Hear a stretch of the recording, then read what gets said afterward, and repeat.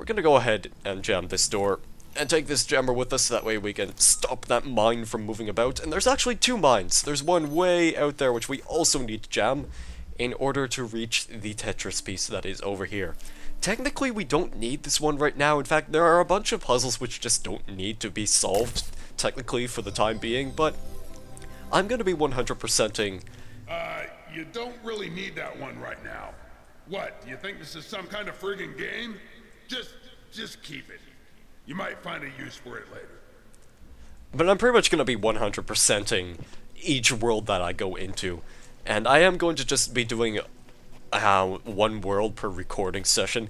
I would love to fit each world into a single video, but I don't think I have enough space on YouTube to actually do that, because 15-minute limit and all. But, you know, we'll get through it. We'll get through it in due time, so you'll get to see what that all means eventually. So I might just be doing this first world, but it might be split into two videos, who knows?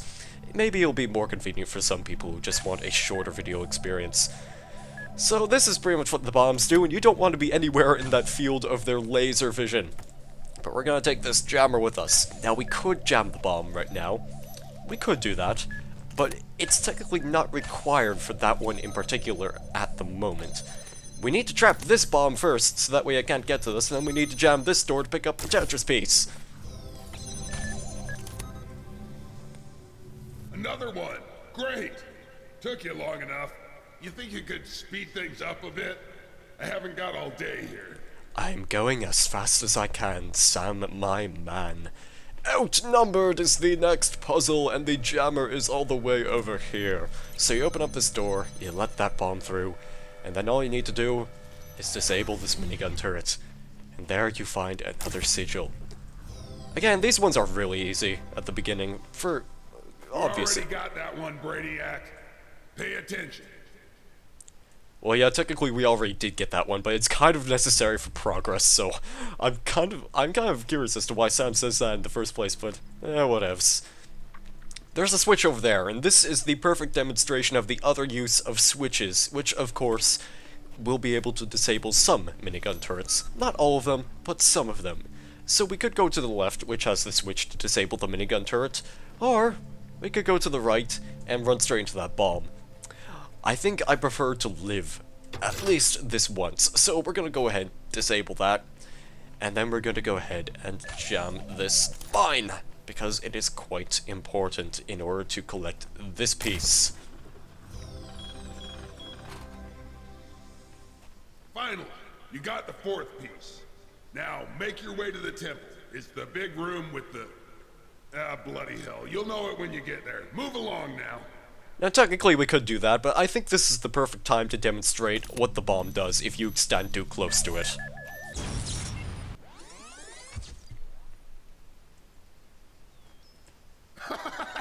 Oh man, that was hilarious. Do it again. Unfortunately, even if you do blow yourself up again, Sam will not have anything new to say, which is kind of unfortunate, but whatevs. Whatevs, right? Anyway, let's go ahead and not solve all the puzzles here, because we solved all the puzzles here. Okay, I just wanted to make sure I didn't forget anything. The rest of the puzzles are this way. There's only two left, and there's also this little checkerboard sigil puzzle thing, which can get pretty tedious eventually, but yeah, you'll get to see that when it comes up. Again, I'll probably be just cutting out a lot of video footage on places where I honestly just get a bit stuck, because some of those sigil puzzles can actually get really, really complex, and it will take quite a fair amount of time before you actually find the solution. These are computer terminals. The computer terminals mostly serve just as storyline purposes, in fact, very much just optional. The story in this game is basically an option. I would recommend you go through it anyway, however, especially if you're playing it on your own, because, you know, you have the basic introduction right here, but stuff like this, I'm probably just going to be mostly skipping. I will open up the computer terminals from time to time, so that way I can give a proper demonstration of, you know, how the conversations go with the Milton Library Assistant, and also, the computers will contain texts, a bunch of texts, and I can't really say the word text with, you know, the plural form, because, well, that's just me and slurring, I guess. Anyway, you know, I could ask Milton Library Assistant a lot of questions right here, but I don't really feel like it, so I'm just going to show off the list, which has a bunch of these little text documents. Anytime you read a text document, like, all you really need to do is just open one up, and once you're done, once you exit the computer terminal, it will be added into your journal. Your journal can be accessed with Tab, and you can basically read all of these anytime you like.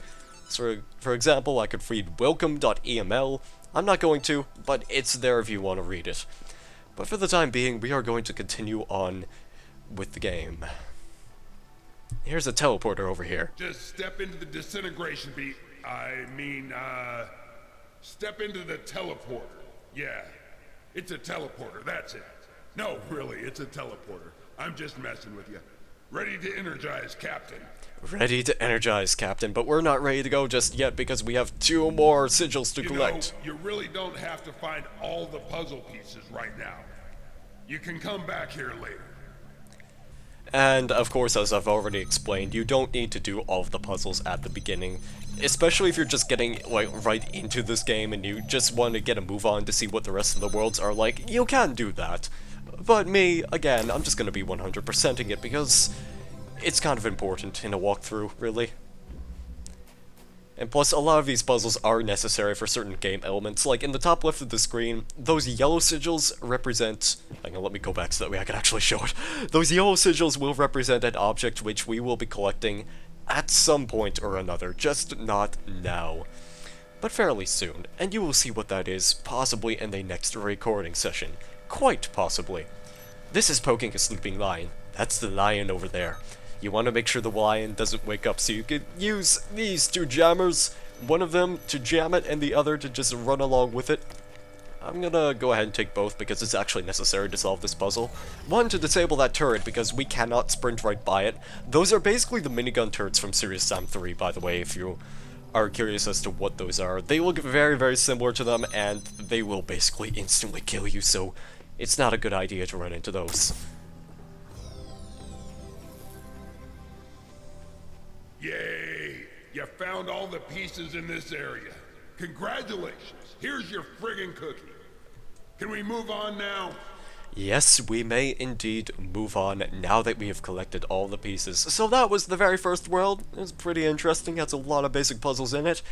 But this is only the beginning of the game, because there is a lot of ground to cover. Believe me, we've just barely scratched the surface. And the monkey continues to dance. I gotta admit, I honestly didn't expect you to make it this far. I suppose you were expecting an explanation. Tough luck. I'm bored. There's a bunch of doorways with puzzles. You'll figure it out. Well, probably not. I still think you look too stupid for this game. But, hey, infinite monkeys, infinite typewriters, right?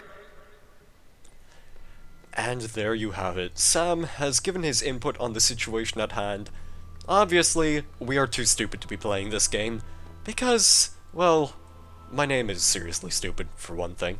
But yeah, that's the beginning of the Talos Principle, and this is probably going to be a good time to end the first recording session off. So, that was World 1-1 completed. We got everything in that world. We got all the sigils, we got the secret star, and there's still a bunch more to go. But I hope you guys are enjoying this new walkthrough so far, and I hope you look forward to any future parts where I play. So until then, thank you guys very much for watching. Have a great day or evening, and I guess I will see you in the next video. Goodbye.